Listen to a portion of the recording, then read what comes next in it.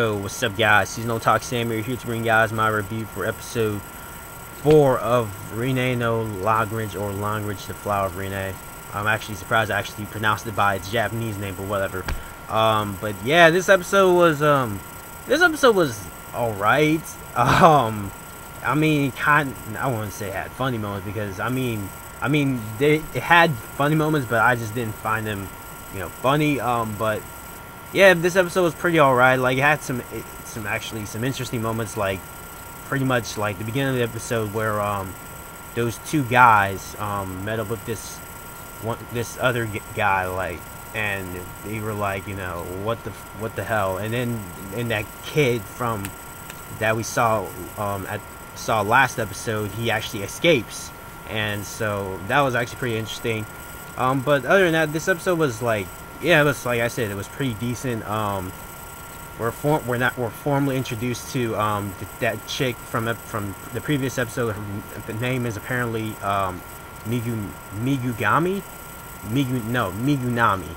There you go. And I think she, like, what is up with her? Like, I think she's like some sort of secret, not really a secret agent, but like, it's like she seems like one of those girls that, she seems ditzy at first, but then again, yeah, she seems pretty ditzy, but at the same time, like, it feels like she has a secret agenda of her own. So I mean, I gotta keep my eye on Muginami, because, like, I mean, just like, yeah, like she seems pretty ditzy. Like, literally, like, when she literally said her name 4 times in the entire episode, which was ridiculous. Like, yeah, like in the beginning of the episode, when she transferred to Madoka's school, the teacher was introducing her, saying that, oh, this girl came from another place and such, and then she was like, I'm Muginami, and then, like, and that just kind of annoyed me to some extent, but it was all good. And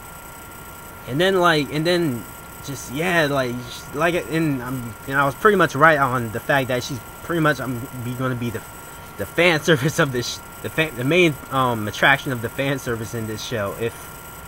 Because even in the restaurant scene where, like, Muginami just decides to, help out Madoka's dad's family restaurant, and then she was serving, people their drinks and whatnot, and then one of the guys were like, was texting like a friend or something, and they were like, guys, you gotta come to the restaurant. The waitress is fucking hot as shit. Come, man. And then pretty much Lan gets jealous, and she decides to, help out too, and she's just a total freaking klutz. Like, every time she tried to, like, bring, drinks to somebody, she was just automatically tripped for no damn reason. And then, even despite the fact that, Lanza pretty much was a total klutz, another guy texts, his friend saying, like, dude, you gotta come to the restaurant, man. There's this other chick that's a total klutz, but she's cute at doing it too. So, and I was just like, what, really? Like, so, but in the end, like, pretty much his like, Madoka's dad, got a shitload of customers coming to his restaurant. So I guess that, that pretty much turned out well for him. And just, yeah, like, this episode was, like, pretty, I mean, it was mad, but at the same time, it was, watchable. So, but, yeah, I don't want to say, like, this episode, it was interesting seeing, or amusing that, we pretty much just get to see, well, actually, no, actually, it was kind of interesting to see that Lan was actually, jealous of Muginami, because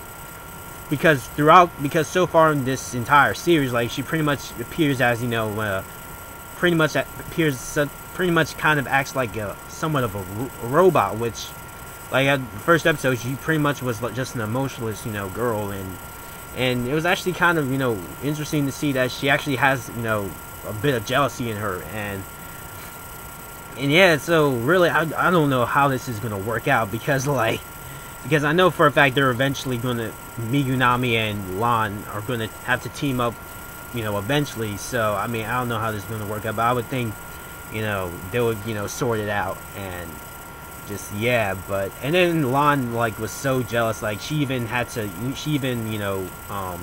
transferred to the same school as Madoka, and because she's going to attend the same school as her, she has to live with Madoka. So but yeah, man, it was an alright episode. I would have to give this episode probably a B minus range.